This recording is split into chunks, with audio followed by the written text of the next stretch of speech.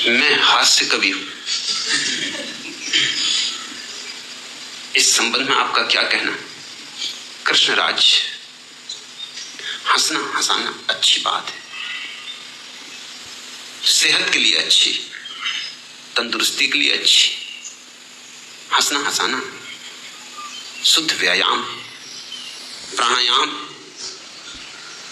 हंसो हंसाओ,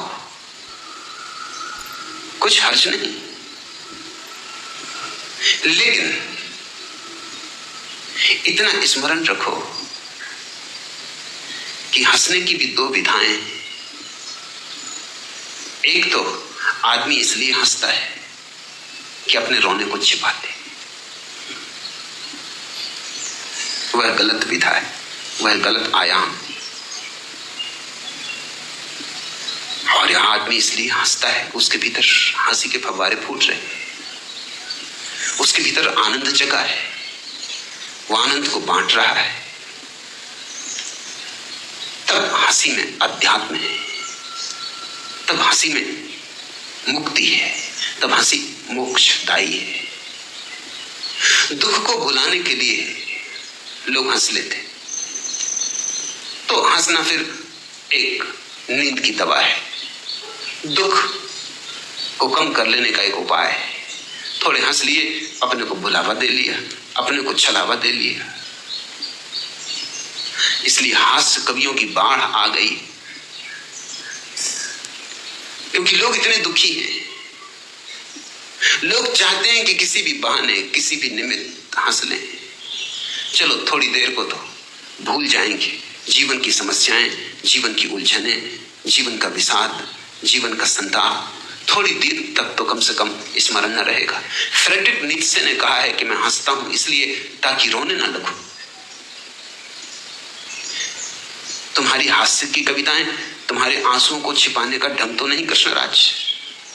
अगर ऐसा हो तो मैं कहूंगा रोना बेहतर, क्योंकि आंसू प्रमाणिक होंगे, सच्चे होंगे और हल्का करेंगे और आंखों की धूल बहा ले जाएंगे। झूठी हंसी सच्चे रोने से ज्यादा मूल्यवान नहीं हो सकती।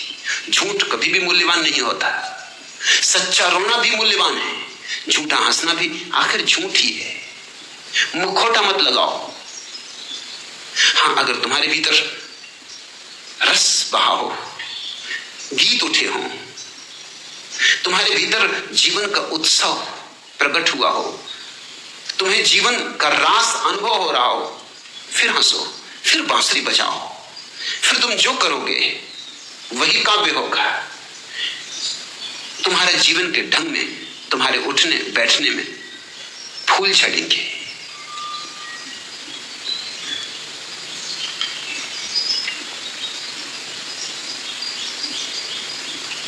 मुल्ला नसरुद्दीन भी हास्य की कविताएं लिखते। कल ही नौकरी के लिए एक दफ्तर में हाजिर हुए थे। लौटकर मुझे कहने लगे, कल जब था मेरा इंटरव्यू, प्रश्न हुआ भूगोल पढ़ा है? मैंने कहा जी खूब पढ़ा है। अच्छा तो बतलाओ भाई, वर्षा जहां अधिक होती वहां अधिक क्या पाया जाता? उत्तर था बरसाती छाता। प्रश्न दूसरा, तुमने तो साहित्य पढ़ा है? जी हाँ बिल्कुल। तो बतलाओ वाद कौन कौन से प्रिय हैं तुमको और की रस कितने होते हैं? उत्तर था सर्वाद सिर्फ दो प्रिय हैं मुझको, उखाड़वाद और पछाड़वाद। और जहां तक प्रश्न रसों का पूछ रहे साहित्य क्षेत्र में, वह तो केवल एक बचा है, गन्ने का रस। शेष सभी दुनिया या मुझको श्रीमन नीरस ही लगती। प्रश्न तीसरा, क्या कुछ जनरल नॉलेज भी है? जी हाँ जी हाँ। तो बोलो इस वर्ष पद्मश्री किसे मिली? उत्तर था सर केवल मुझको। तुमको? जी हाँ, इसी वर्ष श्रीमान विवाह हुआ है मेरा। पत्नी जी जो मुझे मिली है, नाम उन्हीं का पद्मश्री। अफसर गुस्से से झल्लाए और प्रश्न अंतिम कर डाला, क्वालिफिकेशन? उत्तर में तब कार्ड दे दिया, लिखा हुआ था Lord Girgitanand, MA BF ICS। अफसर बोले यह डिग्री कुछ समझ ना आती। बोलो इसका मतलब क्या है? बड़ी नम्रता से उत्तर था, सर पहले हम लैंडलॉर्ड थे, पर कानून बना है जब से सत्यानाशी, लैंडलॉर्ड की लैंड हो गई सब सरकारी, तब से बस लॉर्ड ही रह गए। MTF का मतलब है matric appeared but failed. ICS का अर्थ यही है, आइसक्रीम सेलर सर। अफसर गरजे बड़े गधे हो। मैंने कहा नहीं नहीं श्रीमान, आप तो माई बाप हैं, मैं छोटा हूं, बड़े आप।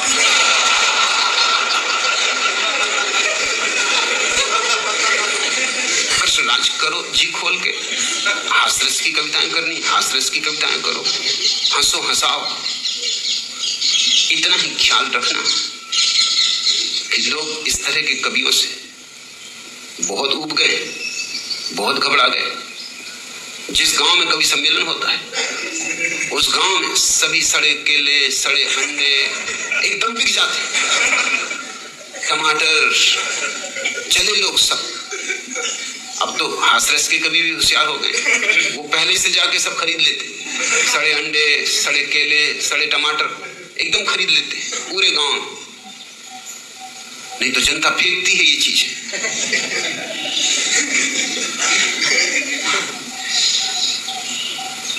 और एक हास्यरस कभी पकड़ ले माइक तो छोड़ते ही नहीं।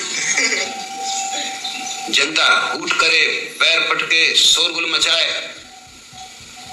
कोई फिक्र नहीं, लोग जमे ही रहते, लोग सुना के ही रहेंगे, कोई सुनने वाला हो या ना हो। लोग सुनने वालों की तलाश में घूमते हैं, कहीं भी कोई मिल जाए। ऐसे हास्य कभी ना होना, लोग वैसे परेशान होने और परेशान न करना। एक गांव में कवि सम्मेलन हुआ, सारे लोग उठ के चले गए, मगर पहले ही कवि जो जमा था सो जमा ही रहा। 3 आदमी और बैठे थे।